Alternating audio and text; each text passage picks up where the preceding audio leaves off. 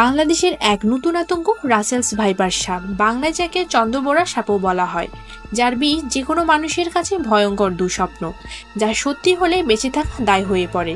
বন্ধুরা, কেমন এই সাপটি, কিরকম এর বিষ, কিভাবে ছোবল মারে আর কিভাবেই বা এর হাত থেকে বাঁচা যায়, এই সব কিছু নিয়ে আজকের এই ভিডিওটি শেষ পর্যন্ত অবশ্যই দেখবেন।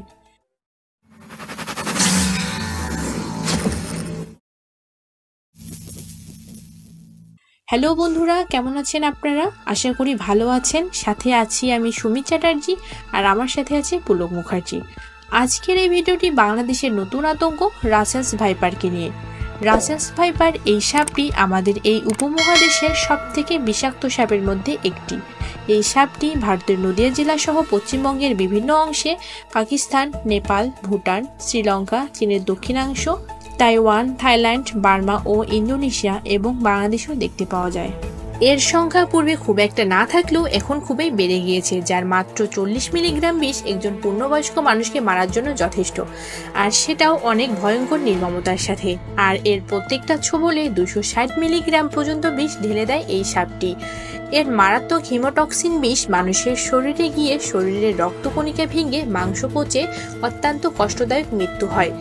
শরীরের মাংস খুলে খুলে আসে, যেই জায়গায় ছোবল মেরেছে সেই জায়গা সহ বিভিন্ন জায়গায় ফোসকা পড়ে, লিভার ফেল, কিডনি ফেল সহ মানুষের প্রস্রাব দিয়ে রক্ত বের হতে পারে। এর ছোবলের পর যদি সঠিক সময়ে ট্রিটমেন্ট না নেওয়া হয় তাহলে সেই মানুষের মৃত্যু প্রায় অনিবার্য। আর যদি কোনোভাবে বেঁচেও যায় তাহলে তার কোনো না কোনোভাবে অঙ্গহানি হবেই।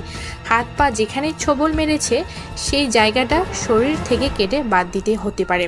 তাই এই সাপকে হালকাভাবে নেওয়ার কোনো কারণ নেই। আর এখন এই সাপটি বাংলাদেশের কৃষকদের জন্য হুমকি হয়ে দাঁড়িয়েছে। বাংলাদেশের রাজশাহীতে পদ্মার পাড় সহ আশেপাশের জেলাগুলোতে কৃষক এই সাপের ভয়ে ধান কাটতে পারছেন না। ধারণা করা হয় এই সাপটি পদ্মা নদীর পানি দিয়ে ভারতে এসেছে। আর এই সাপ অনেক দ্রুত বংশবিস্তারও করতে পারে। অন্যান্য সাপ সাধারণত ডিম পাড়ে, ডিম থেকে বাচ্চা ফুটে বের হয়, কিন্তু এই সাপ সরাসরি বাচ্চার জন্ম দেয়। একটি পূর্ণ বয়স্ক স্ত্রী রাসেলস ভাইপার সাপ সাধারণত 20 থেকে 40টি বাচ্চার জন্ম দেয়, কিন্তু উইকিপিডিয়া অনুযায়ী রাসেলস ভাইপার সাপের সর্বোচ্চ 80টি বাচ্চা জন্ম দেওয়ারও রেকর্ড আছে।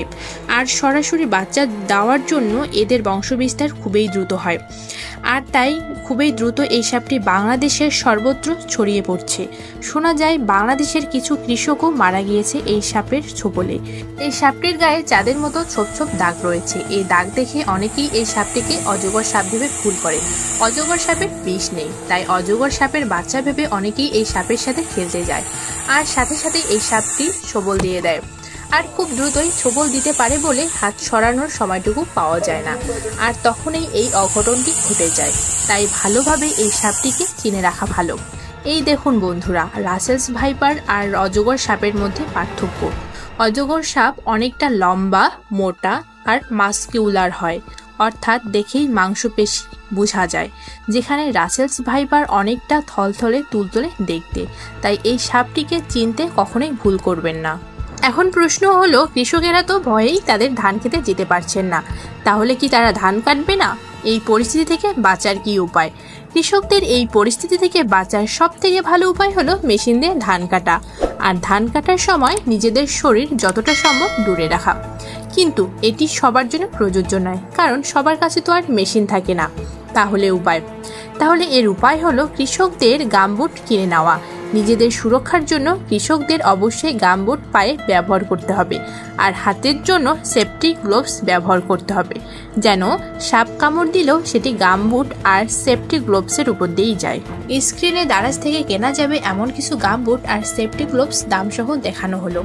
আপনারা চাইলে দারাজ থেকেও কিনতে পারেন, অথবা আপনাদের আশেপাশে থাকা লোকাল মার্কেট থেকেও আপনারা কিনতে পারেন। লোকাল মার্কেট থেকে কিনলে হয়তোবা আপনারা কিছু কম টাকায় পেয়ে যেতে পারেন। আর যদি কোনোভাবেই সাপ কামড়েও দেয় তাহলে ভুল করেও ওঝা বা কবিরাজের কাছে যাবেন না। সাপ কামড়ালে আপনার প্রতিটি মিনিট অত্যন্ত গুরুত্বপূর্ণ হয়ে যায়। কত তাড়াতাড়ি অ্যান্টিভেনাম আপনি পান তার উপর নির্ভর করে আপনি বাঁচবেন কি বাঁচবেন না। তাই সাপ কামড়ালে দ্রুত নিকটবর্তী হাসপাতালে চলে যান, কারণ সেখানেই আপনার জীবন বাঁচবে। তাই সাপ কামড়ালে ওঝা বা কবিরাজের পিছনে নিজের সময় নষ্ট করবেন না, কারণ যদি বেশি দেরি হয়ে যায় তাহলে অ্যান্টিভেনাম দিয়েও আপনাকে বাঁচানো যাবে না। সো বন্ধুরা, এই ছিল আজকের ভিডিওটি। এই ভিডিওটি ডেডিকেটেড করা হলো আমাদের পরিশ্রমী কৃষক ভাই বোনদের জন্য, যারা অনেক পরিশ্রম করে আমাদের জন্য খাদ্য উৎপাদন করেন। তাদের সুরক্ষার কথা মাথায় রেখে আমাদের আজকের ভিডিওটি কেমন লাগলো অবশ্যই কমেন্ট সেকশনে জানাবেন। ভিডিওটি লাইক করবেন এবং চ্যানেলটি অবশ্যই সাবস্ক্রাইব করে দেবেন। খুব শীঘ্রই দেখা হচ্ছে পরবর্তী ভিডিও নিয়ে। আজকের মতো আমরা বিদায় নিচ্ছি। আমি Sumi, tata, good bye and see you again.